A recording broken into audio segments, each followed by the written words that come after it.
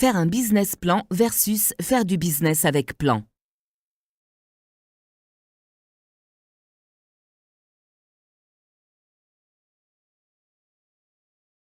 L'objectif de ce workout est de comprendre la nécessité d'avoir un plan pour faire du business, tout en montrant la différence avec un business plan, cet outil magique utilisé et promu à tort et à travers. Let's get ready to rumble.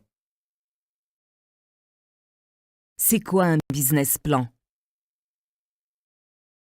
Googlez et vous trouverez des tas de définitions pertinentes. Mais alors, pourquoi cette question sur le business plan? Parce qu'on vous fait souvent croire que c'est indispensable.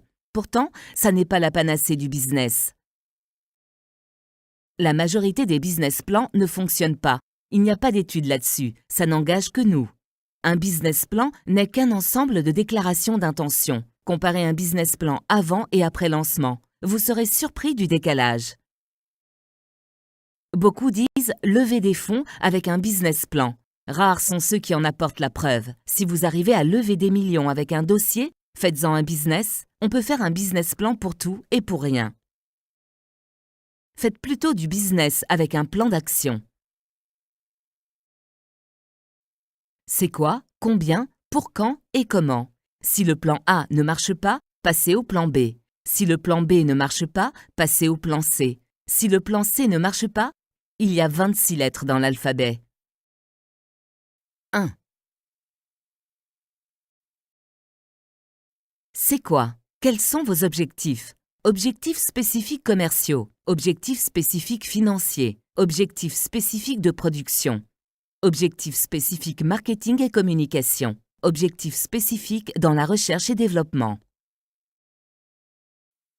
2.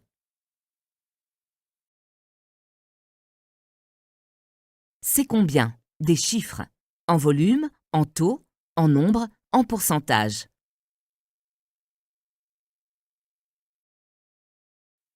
3.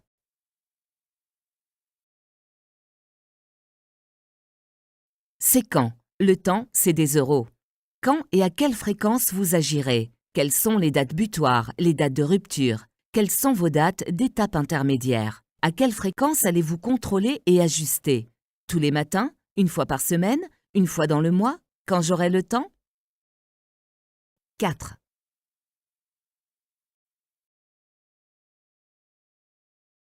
Plan des actions commerciales. Comment allez-vous organiser vos ventes? Comment allez-vous animer vos ventes? Comment allez-vous recruter des vendeurs? Quels sont vos processus de vente? Plan des actions de communication. Quelles seront vos cibles? Quel message allez-vous leur délivrer? Quel support allez-vous réaliser? Quel budget de communication allez-vous utiliser? Plan des actions marketing. Quelles sont vos campagnes prévues? Quel budget allez-vous allouer au marketing? Quel taux de conversion réaliserez-vous? Quel sera le coût de recrutement de vos clients? Plan de vos actions financières. Quelle sera la façon dont vous aurez des revenus? Comment vous contrôlerez vos dépenses? Quels investissements seront nécessaires? Comment vivrez-vous en attendant le point mort? Quels apports personnels seront nécessaires? Plan de risque. Quels sont les risques identifiés? Quelle est leur gravité? Quelle est la probabilité qu'ils se présentent? Quelle parade pour y faire face?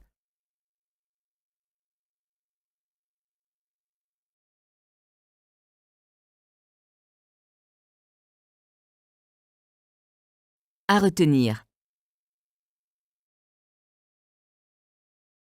Il y a autant de plans possibles qu'il y a d'objectifs. Avancez avec des hypothèses prudentes et justifiées. Un objectif avec un plan d'action, c'est déjà ambitieux. Tout le monde a un plan, jusqu'à ce que ça commence. Un plan n'est pas un document mort, c'est un rappel. Soyez cohérents dans vos discours et dans vos actes. Si le plan A ne fonctionne pas, allez jusqu'au plan Z. Il est temps pour vous de passer à l'action. Prenez la worksheet de ce workout et complétez-la. Pensez à évaluer votre travail à la fin de l'heure.